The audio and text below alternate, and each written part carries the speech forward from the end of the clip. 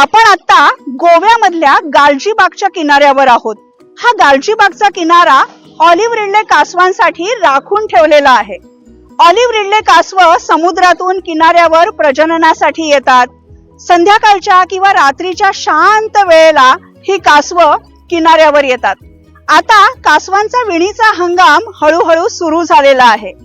Olive Ridley कासवाची मादी ही किनाऱ्यावर येते, शांतपणे खड्डा खोदून ती बरीच अंडी घालते आणि मग पुन्हा एकदा समुद्रामध्ये निघून जाते। एकदा का कासवीण समुद्रामध्ये गेली की मग तिच्या पिल्लांना कुणी वाली नसतो आणि म्हणूनच या घरट्यांचं रक्षण करण्यासाठी इथे आता मोठी संवर्धनाची चळवळ सुरू झाली आहे।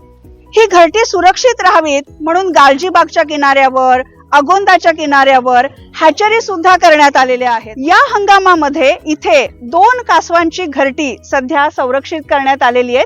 ही कासवांची हॅचरी आहे आणि आपण जर पाहिलं तर पीट नंबर 1 आहे आणि पीट नंबर 2 आहे। यामधलं जे दुसऱ्या नंबरचं घरट आहे हे नुकतंच ऑलिव्ह रिडले कासवानं केलेलं आहे। 9/1/2026 अशी याची तारीख आहे, म्हणजे 9 जानेवारी 2026 ला ऑलिव्ह रिडले कासवानं या किनाऱ्यावर घरट केलं आणि मग या घरट्यातली अंडी सुरक्षित राहावीत म्हणून या हॅचरी मध्ये आणलेली आहेत। आता सध्या इथे अशी 2 घरटी या हॅचरी मध्ये आहेत, पण त्यांची संख्या सुमारे 50च्या वर जाईल असा एक अंदाज आहे। गालजीबागचा किनारा हा ऑलिव्ह रिडले कासवांसाठी राखीव आहे। आता इथे पर्यटक दिसतात, पण संध्याकाळी 7 नंतर इथे पर्यटकांना मज्जा बसतो।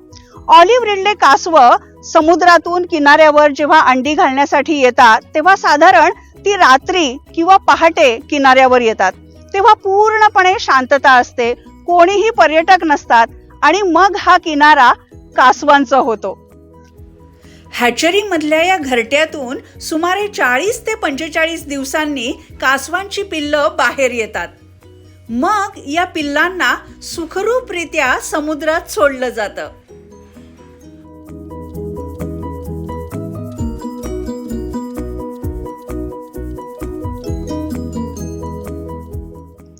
फक्त गालजीबागच नव्हे तर तुम्ही बघताय या छोट्याशा टेकडीच्या पलीकडे, खडकांच्या पलीकडे तळपणचा किनारा आहे।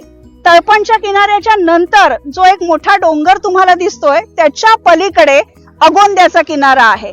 हा सुमारे 5 ते 7 किलोमीटरचा पूर्ण पट्टा हा ऑलिव्ह रिडले कासवांचा आहे आणि या तिन्ही किनाऱ्यांवर ऑलिव्ह रिडले कासव अंडी घालण्यासाठी येतात।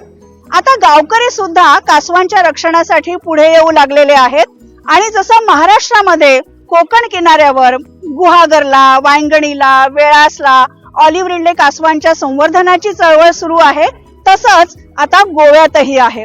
गोव्याचे किनारे हे पर्यटकांना खूप आवडतात, पण दक्षिण गोव्यामधला हा गालजीबाग, तळपण, अगोंदेचा किनारा पर्यटकांपेक्षा सुद्धा समुद्री कासवांचा आहे। शेकरू या माझ्या YouTube चॅनेलसाठी आरती कुलकर्णी, गालजीबागहून।